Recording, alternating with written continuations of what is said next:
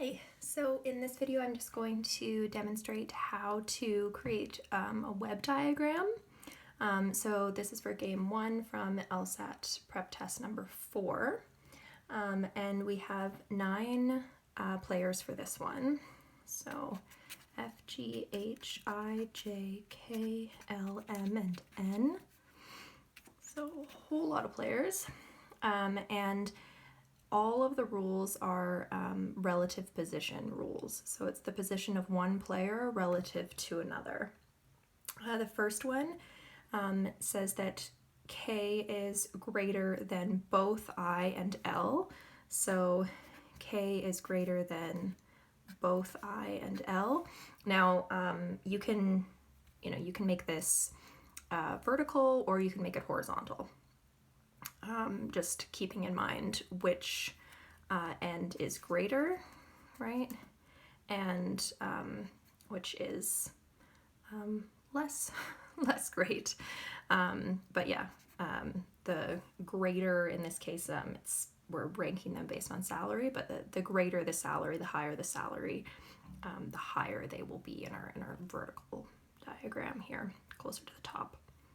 Okay, so K is greater than I and L. We don't have a relationship between I and L. They each just have a relationship with K. L is greater than N. Okay. I is greater than F. F greater than M. M greater than G. G greater than J. And J is greater than H. Okay, so yeah, that's exactly how I would complete this diagram. That's all of the rules.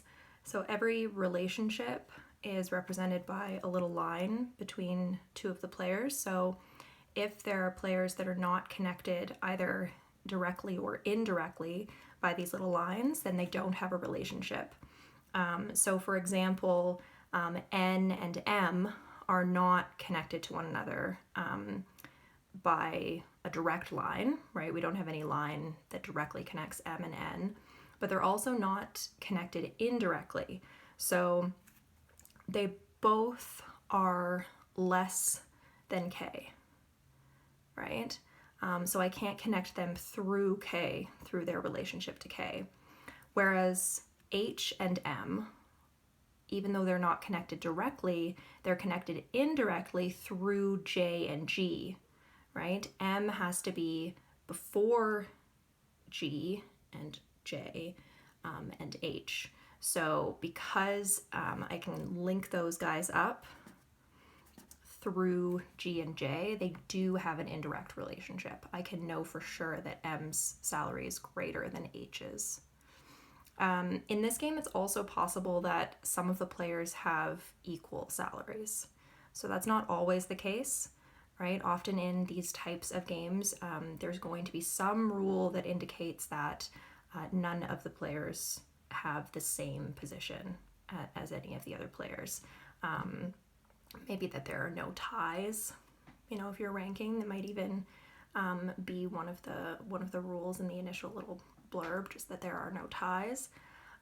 In this case, that's not said, right? So it's possible that a couple of players would share the same salary. So in this case, it's not possible that any of these players along this line share the same salary as one another, or any of the players along this line, but I and L could share the same salary, L and F could have the same salary, L and M, L and G, L and J, L and H. So as long as two players don't have a direct or indirect relationship, it's possible that they could have the same salary. Yeah, N and M, N and F, N and I, and G and J and H. Those guys could share salaries as well.